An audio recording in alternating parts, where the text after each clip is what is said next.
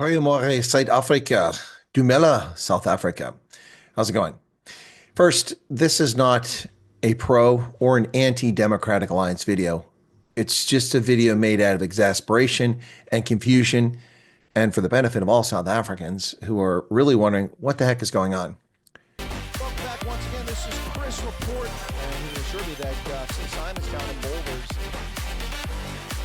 Folks, this is Chris Wyatt reporting from South Africa.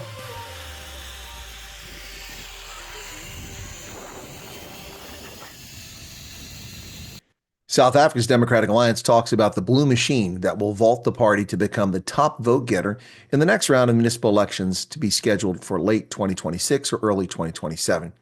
But if I'm honest, and South Africans are very fond of that saying, it feels more like we are in a blue fog.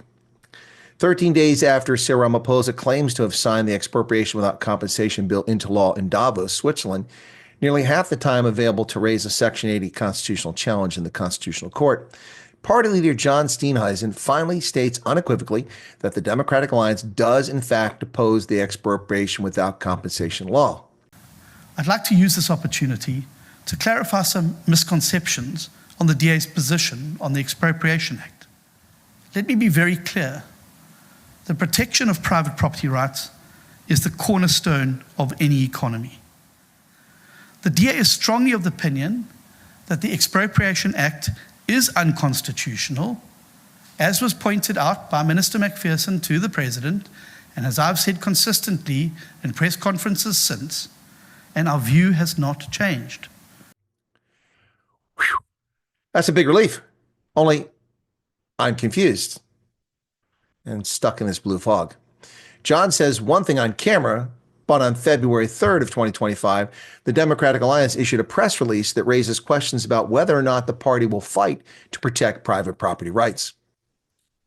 While the act does need to be amended to meet the sequencing requirements as highlighted by Public Works and Infrastructure Minister Dean McPherson, there are also opportunities to deal with other concerns that have been raised in the public since the assertion to the act. Sequencing requirements? Could you perhaps put that in plain English for the non-lawyers in the crowd, please? However, it's not true that the act allows land to be seized by the state arbitrarily, and it does require fair compensation for legitimate expropriations in terms of Section 25 of the Constitution. It's unfortunate that individuals have sought to portray this act as an amendment to Section 25 of the Constitution to allow for expropriation without compensation. No one's putting it as an amendment. This isn't the amendment process to change the Constitution. What is unfortunate here is how this contradicts what Steenhuisen just said. What's also unfortunate is that the DA is clearly playing word games with South Africa. Arbitrary seizure is not part of the concern, nor the argument that I or most others have put forward, but rather the problem is a skewed power dynamic in favor of the state. The Democratic Alliance is totally disingenuous here, and people are not falling for it. It does require fair compensation for legitimate expropriations. No, it does not, DA. Chapter 5 of the Act allows for nil or zero compensation after notification, court order, or an arbitrator decides. So the DA's claim here is rubbish. In an open letter to the editor of Business Day, small business owner James Cunningham in Camps Bay wrote about how, from his viewpoint, the DA has broken trust with his constituents. Survival instincts persuaded me to vote for the DA at the most recent election. But then the DA kept the ANC in power by joining the government of national unity, and the campaign against small businesses just increased, most recently in the form of Parks Towers' proposed new transformation fund, closely followed by the Expropriation Act. Well, one can understand his confusion and frustration. What are we to believe? In a previous press conference, the DA seemed far more concerned that Ramaphosa never informed the party about being genuinely alarmed about EWC being enacted.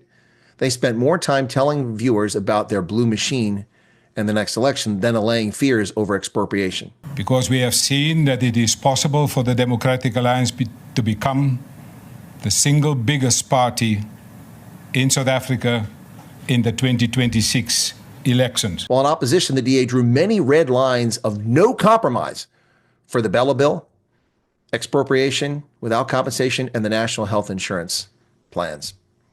Now, Bella and EWC are already enacted. It appears as if the red lines were more political talking points than actual deeply held policy positions.